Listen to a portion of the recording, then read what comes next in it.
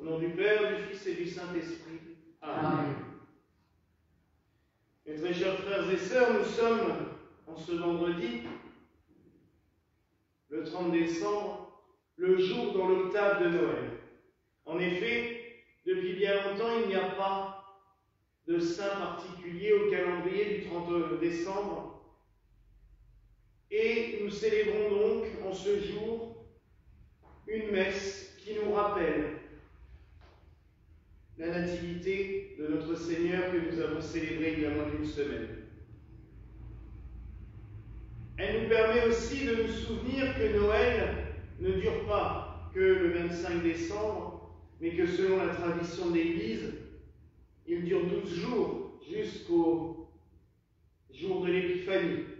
Et que chaque jour, même si nous fêtons un saint particulier ou une fête particulière, est une fête de Noël. Tout simplement parce que, comme je l'ai dit durant la messe de minuit, cette fête a une importance considérable. Je vous le disais, elle a déjà la particularité de comporter 3 messes le même jour, ce qui n'existe jamais dans la liturgie catholique, à part pour le jour des défunts. Mais là, c'est autre chose puisqu'il s'agit de supplier pour les âmes de telle ou telle catégorie, j'allais dire, puisque vous savez qu'à chaque fois, chaque messe a une intention particulière. Nous célébrons Noël sur donc 3 messes, le 25, puis 12 jours d'affilée. C'est quand même que cette fête a une importance considérable. Et on pourrait même se dire, pourquoi Pâques n'a pas un tel traitement? C'est vrai que Pâques, si, parce que Pâques, on garde le temps pascal quand même pendant 5 semaines, donc il y a une certaine solennité, mais pas 12 jours sacrés comme on en parle pour Noël.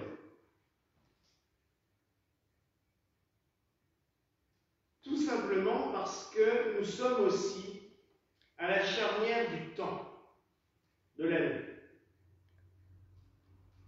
Demain soir, nous clôturerons l'année. Nous célébrerons la messe d'Action de grâce pour toute cette année qui vient de s'écouler et nous invoquerons le Seigneur pour l'année qui vient. Comme nous le disait Père Glenn dans son homélie de dimanche, c'est quand même à partir de la naissance de Jésus-Christ que l'on compte. La date de Noël a bouleversé le monde. La naissance du Christ a transformé l'humanité. Et c'est pour cela que Noël est célébré durant 12 jours, pour nous rappeler les 12 mois de l'année. Ainsi, la sagesse paysanne, en Alsace, mais un peu partout dans le monde, a toujours pour coutume de regarder ce qu'il se passe dans la météo, notamment. Alors, il y a diverses façons. Je sais que dans certains villages d'Alsace, on prend des pelures d'oignons, on en met 12 sur le bord des fenêtres, et on regarde en forme de coupe, et on regarde à la fin des 12 jours le taux d'humidité qu'il y a, parce que l'oignon absorbe l'humidité, le taux d'humidité qu'il y a, et on sait si le mois sera sec ou humide. Généralement, le paysan, ce qu'il fait, c'est qu'il regarde la météo. On va avoir quand même beaucoup d'eau. 2023 risque d'être quand même assez pluvieux, puisque il y a quand même de nouveau 3 jours pour se prendre des averses assez drôles. Mais voilà, les paysans regardent la météo, la tendance, pour voir ce qu'il va arriver. Et généralement, c'est vrai. La tendance générale, si le jour est sec, le mois qui correspond est sec. Si le mois est pluvieux, le jour est pluvieux, on se retrouve avec un mois pluvieux. Ça fait des siècles que ça fonctionne, d'une manière ou d'une autre. Dans les campagnes, et notamment en Allemagne aussi, on profitait de cette période pour purifier la maison. On disait, s'il y a un changement d'année, autant nettoyer. Ainsi, les paysans faisaient un mélange avec de l'encens et les herbes qu'ils avaient fait bénir le 15 août. Ils prenaient leur bouquet, ils le frottaient pour que ça fasse de la poudre, ils mélangeaient ça avec de l'encens, et la maîtresse de maison faisait chauffer une poêle dans le fourneau à blanc, de manière à ce que... Et elle jetait ses herbes là-dedans pour que ça fasse beaucoup de fumée, et elle faisait tout le tour de la maison avec cette fumée, pour dégager tout ce qui pouvait être nocif. Et on clôturait cela par la bénédiction de la maison à l'Épiphanie, avec soit le prêtre qui venait bénir la maison, soit cette inscription qu'on voit encore chez nos voisins allemands, avec la craie bénie le jour de l'Épiphanie, du millésime, avec les initiales des 3 romages. Donc vous voyez à quel point la période que nous vivons est une période clé et charnière pour tout. C'est le pivot. Et il y a 6 jours avant le Nouvel An, 6 jours après. On a toutes, autour de cette nouvelle année que nous célébrerons dans la nuit du 31 au 1er, 12 jours qui nous permettent de méditer aussi bien sur l'année précédente que sur l'année qui vient, de pouvoir se mettre dans un bon état d'esprit, je dirais.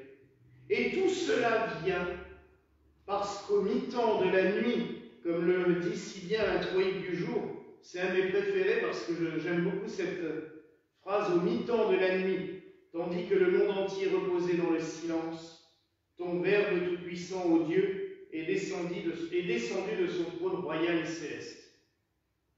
Tout cela parce qu'au milieu de la nuit de Noël, Dieu s'est fait chair. Dieu est devenu l'un des nôtres. Il s'est offert à nous toutes et tous. Imaginez cela, mes frères et sœurs.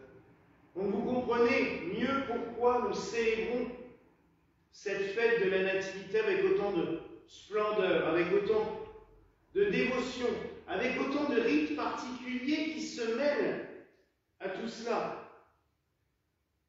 Mais il est bien beau de vouloir juste purifier la maison. Il faut aussi purifier sa maison intérieure. Et cette période-là, justement, est propice à cela aussi. Chasser les ténèbres et faire grandir la lumière en nous. Que tout ce qui est négatif, ça parte loin et que la lumière de Dieu nous éclaire de plus en plus, nous illumine, nous réchauffe aussi parce que quand il y a des ténèbres, il fait froid. Et la chaleur de Dieu, elle peut nous donner cette chaleur dont nous avons besoin pour vivre tous les jours de notre vie.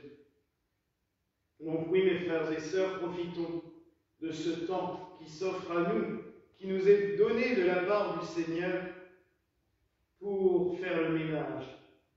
Qu'à la fin de cette année, on laisse derrière nous tout ce qui est mauvais, qu'on garde le bon, et que surtout, on entre dans cette nouvelle année avec un cœur pur, un cœur purifié, un cœur allégé, un cœur où il n'y a plus tous ces fardeaux, mais que l'on avance toujours plus avec la lumière du Seigneur que nous sommes appelés à porter dans nos mains, à porter et à faire connaître aux autres, à donner et à distribuer aux autres.